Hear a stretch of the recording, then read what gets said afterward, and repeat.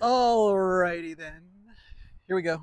Got my microphone on because I've got Journey playing in the background. There's my mark. I shouldn't walk out of the frame here. Okay, let's talk. I don't know how long I have. A few minutes. Let's um, let's talk a little bit about the spiral. Okay. So if I just get into like what feels like a normal address position, and then I stand up. All right, there's my address wrist alignments, right? The So with a relatively neutral grip, with the angle at the back of both wrists essentially symmetrical. So club face is square. I can probably move a little bit more forward, right? So this should be on the correct side of the camera, I think. So there's a square face, there's address. Now here's the interesting thing. That's the address position. You can see a little bit of an angle here because of the extension or cupping of the left wrist. All right. And then impact looks like that, doesn't it? Because the wrist is going to be more flat, right wrist more bent. In reality, the hands are probably, in this orientation, the hands are probably cocked up a little, or down cocked a little bit this way. Not all the way uncocked, but a little bit more uncocked. Like you shouldn't ever really fully get into like full unhinge, uncock mode. You shouldn't really ever get there in your golf swing. But if this is, let's do my neutral, and it depends on how you set up an address too. Like if I set up with my hands lower versus I set up with my hands higher or stand further from the ball, like there's different orientations of the grip based on shaft angle and address position that you can accommodate. But if I do my normal thing, which is pretty neutral, and I come up, that's what it looks like. So from that angle, that's what it looks like. I'm not going to ever get much more than that through impact. That's about as unhinged as it's going to get. It's never going to quite probably get that far. So, but it's also more this way. So there's address, there's impact, right? So if you just took those wrist alignments with impact and you put it down on the ground, let's go back here. Hopefully the microphone is working so you guys can hear me. So address, impact, come down, ball's way back in my stance, right? So I need to be a little bit more this way through impact. My pelvis needs to be shifted left. I need to be like basically starting to push up out of that left leg.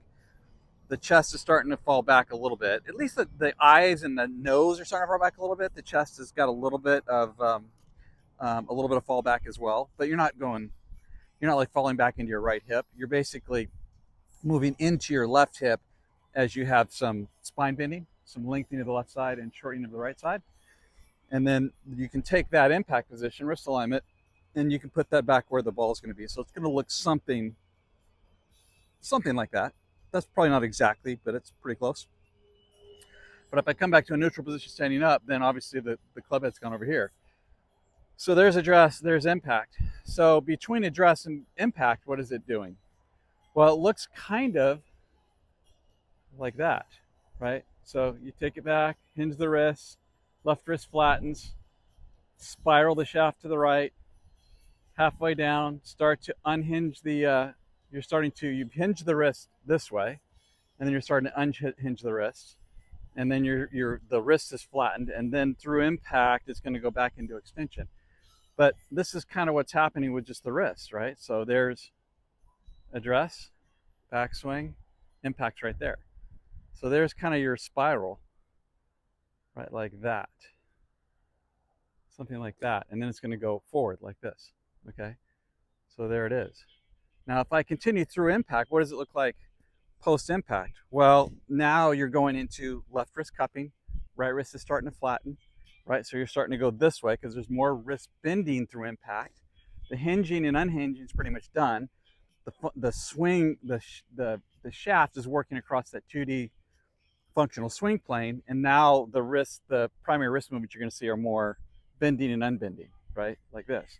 So this is happening with the release. So as I go through a neutral position, me and Ray talk about all the time, P7.5, where although the club is more released downward, like it's more unhinged, if I pull this up like that, that's a pretty neutral position again. So in terms of the spiral, getting back to the address wrist alignments is not going to really happen till something like P7.5, right?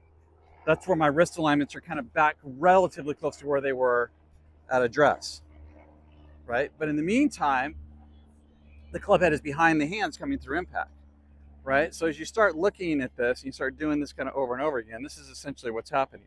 There is some lower forearm rotation. There is some hinging and unhinging. There is some wrist bending, but it looks kind of like that. So I would, if I was going to start it at address and stop at impact, it would be over here, right? So address, backswing, top of backswing, impact right there, right? And then what you can do is you can start to, so that's kind of the spiral. So let's complete the spiral though, before I do any of the arm waving.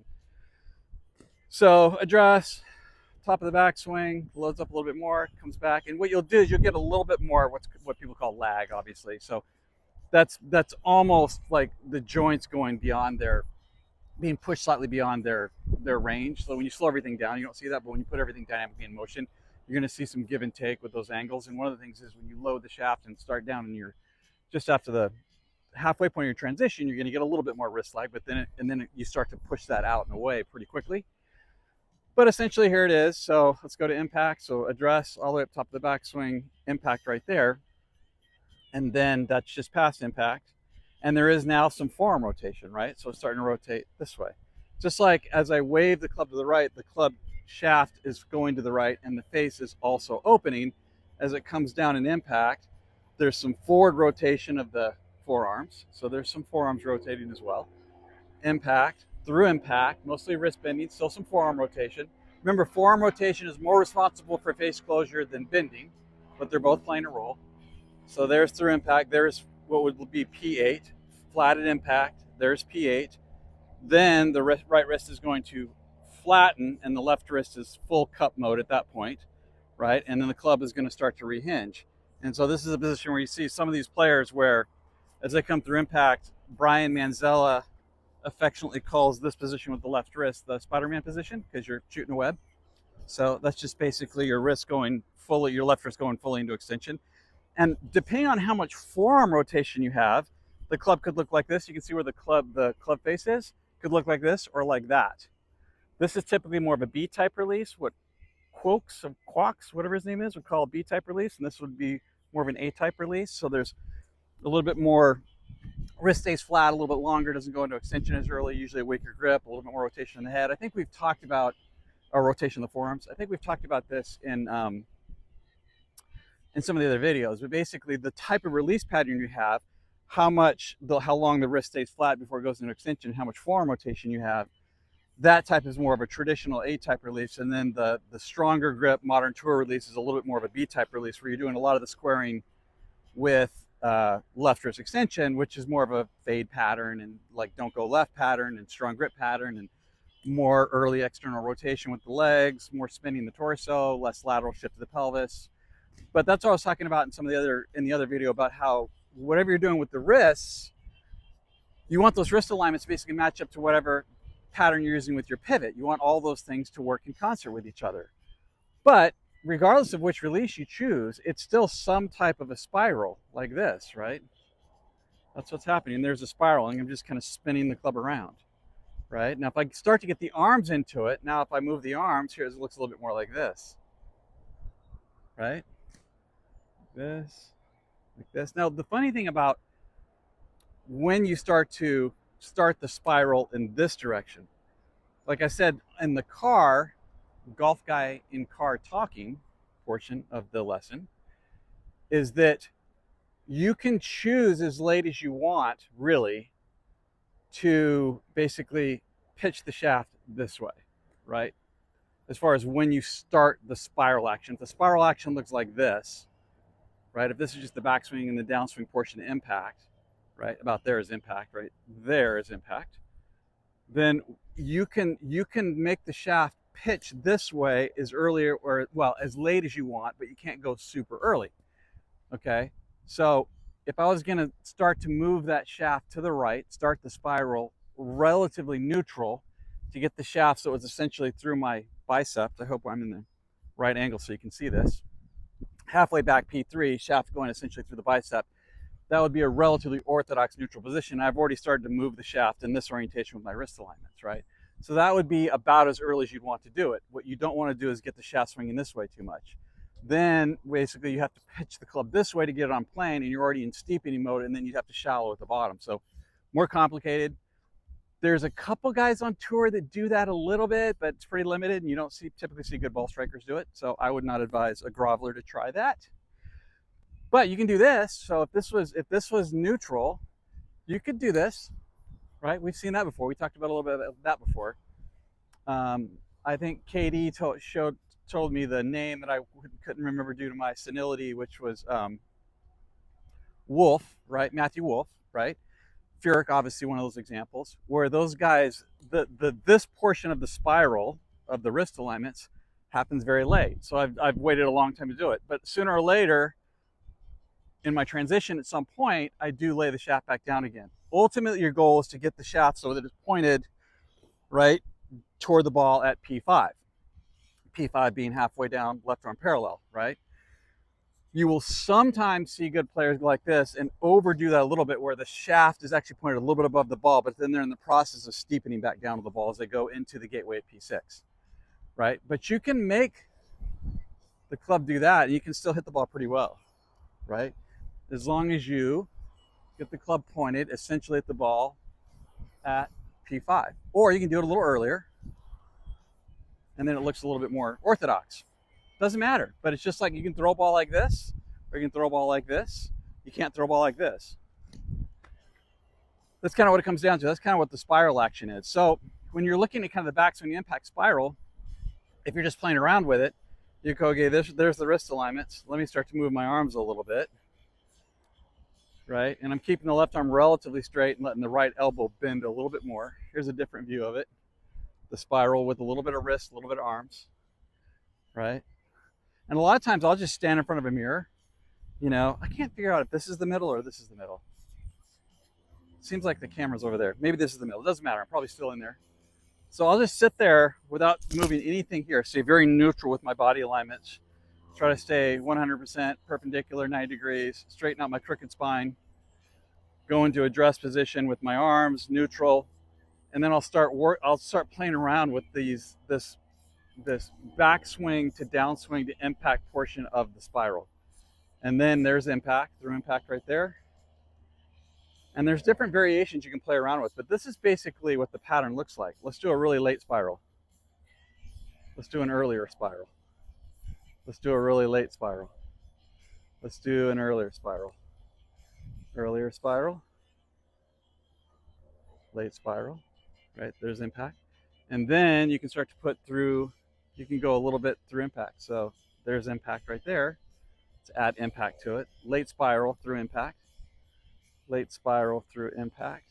Normal spiral through impact. Earlier spiral. See, that's even standing here doing it without the context of the pivot, going like this and trying to make it work throws it off. Even not even hitting a golf ball. It just feels weird. Partly because I've kind of trained these movements in, but partly is that it just intuitively, if you go like this and try to get it back to the impact position the right way, it's, you know, you're doing some pretty sexy stuff, right? Whereas I can go like this all day long and just swing it back around to impact. I can go this way, swing it back around to impact. I can go this way, swing it around to impact. I can go this way, swing it around to impact. I can go this way, swing it around to impact. Can't go like this and swing it back to impact. It's really complicated to do it that way. Club head down, so that would be obviously too early of a spiral. Doesn't work, right? So there's your rules pretty easily, and you can just sit here and kind of play around with it. Okay, so let's go somewhat. That's a little bit of a relatively late spiral, but any kind of flavor of this is very functional and very doable. And then through impact, both arms straight, both wrists are neutral, right? Then you're going to keep rotating the forearms through. The spiral is obviously the fact the shaft is pitching back and forth. This is forearm rotation, right? That's essentially what that is. There's the release. There's P7.5. There's P8. There's P9, left arm starting to bend. And then both elbows bend. That's P10. That's the finish. So if we start to put it all together, looks like this. And I'm trying to isolate just my arms and my wrists. No pivot. Just kind of playing around with it. And these are not all going to look exactly the same, but they're all the correct flavor. So, and then I can go back and forth like this, right? And then I can go back to address this again, go back to address, right? And the tendency is to want to start moving my body, but you're just trying to chain these individual pieces. Okay, so essentially it looks kind of like a V motion, right? Pitching to the right, coming down, impact, release, rehinging, finish. So it looks like a V. So it looks like that. So, but when you take the context of these movements, this V motion, right? This is back and forth with the V motion. And then this is the actual swing, address, back down, impact, release through, finish. And if I start adding the pivot, right, where I'm going to basically move my torso into my right leg, push off my leg. Basically, this whole idea of having two posts, yes, you need two posts. The idea is that you wind up against the right post, right? That's how you set the stage for the proper GRF sequence. Moving from the right post to the left post, that is the lateral version of the GRF, right? And then once you get to the left post, what you're going to do is you're going to start to then rotate, right? And that's the shear force this way. So that's the rotational signature you're going to get with the GRF trace. And then the amplitude vertical as you start to push up and out of it. So that's where you go lateral, rotational, vertical. The key to understand though is pretty much you're already starting to move into the vertical by the time you get the club to P5 or a little bit past P5, but it's all happening pretty early, right? In the same sense that you would throw, by the time the arm got right here, you're already pushing up and out of it. Well, same thing in the golf swing, right? The golf swing, as the club comes down, we've already started to rotate, we're already starting to push up by the time the club gets right here. But what are the arms doing? The arms are doing this, right? They're doing some kind of a V motion. So if I take this pivot, right, and I start to put that together with the V motion, because here's the V motion, right? And then I start slowly moving my pivot, this is what the golf swing is going to start to look like. My back doesn't seem to be minding that too much right now, but this is why the golf swing is complicated, that once you kind of break it into some of these parts like this, with the V motion, the spiral and the arm wave, right, you get a feel for what these parts are doing individually. And again, here's the throwing motion, here's the release. Oh, the other thing I was saying, let me take a quick aside, is the whole thing of flip, not flip. Yeah, everyone's flipping it. Everyone's doing this with their arms. Okay, now, depending on the other parts I match it with, if I take my arm and come down and basically throw the club through the ball, if I were just stall my pivot, obviously it would look like the club would look like this after impact, so it would look like really flipped over. If I made the exact same delivery, threw it the same way, but then at the bottom kept my pivot going, the more I keep my pivot going, the more neutral the rest of my alignments look, because nothing stalls and the club doesn't go whipping past. Like you keep the inside parts moving, then it looks like everything's staying better synced up. It's not really that it would make that big of a difference with your impact alignments as much as just your idea of trying to basically have symmetry in your swing, and you're trying to make the fast moving parts outside the circle synchronized well with the bigger parts that are moving slower in the middle. You're just trying to synchronize those things so you can control them. But in theory, if you did everything right to impact, it really wouldn't matter. You could just stall it in if you wanted to. It's just that activity is probably more difficult to do it than the actual correct way. But anyway, here we go. Here's the V motion. Add to the pivot, right? And that's when it starts to look like a golf swing. But the reason you want to be able to know what the arms are doing is because then, independently, is because you want to go, okay, if I'm going to reverse engineer everything back from impact, I'm going to figure out where I need to be at impact. I'm going to look at my impact wrist alignments, and I'm going to basically try to put those where the ball is going to be, and I'm going to try to move my pivot so that makes sense anatomically, right? And then what I'm going to start doing is hitting little micro shots where I'm using more of my arms and wrists. Like here, all I'm doing is turning my shoulders a little bit, waving my arms a little bit, and then I'm already at the uncock stage of the wrist alignment, the hinge unhinge. I've already done that, and now I'm just kind of bending my wrists through impact and kind of scraping the ground. And my pivots kind of move forward as if it's preset for impact, because I'm just trying to show you a micro version of the movements of the pivot as I'm swinging the arms a pretty decent amount through a larger range of motion. and then I can start to back out of that impact up closer to the top of the swing. And at some point, once I understand what the pathway is to get into those impact alignments, right, then I can start to engineer what needs to happen up here. And when you change something up here, which the transition from P3 to P5 is the most critical part of your motor pattern, lives at your shoulders, lives in the transition, I can start to really make fundamental changes here because my brain knows where it's trying to go at impact. The reason that people can't make like these backswing changes, these transition changes, is because at impact, maybe they're kind of sitting on the right foot and they kind of look like this when they hit the ball. Well, even if I tried to make my pivot move better, if I haven't learned how to transition properly to get to that impact position, what will happen is my brain will just pull me backwards. So you end up playing a tug of war with yourself. That's why anytime you work upstream in these bigger moving parts, but you don't fix the impact dynamics, your brain doesn't know how to get the club on your brain doesn't know how to put the club on the ball that way. And so it'll work actively against you to try to put your pivot back in the position where it can deliver its normal wrist alignments. So you have to learn the proper wrist alignments, put yourself in impact, micromanage your impact, then work back in the transition. And from the transition, the interaction between the arm swing and the pivot is working properly. Then you can start to take the pivot and move the system into the right spot, and your arms will be ready to go with it. So that's kind of how it has to work. That was a lot of stuff. I'm gonna have to do that video. I'm probably going to break this video up in 15 different pieces and do it over and over again, and become even more redundant than I normally am if any single one groveler is ever going to get it. So there you go, guys. Keep working on it. Hi, baby draws.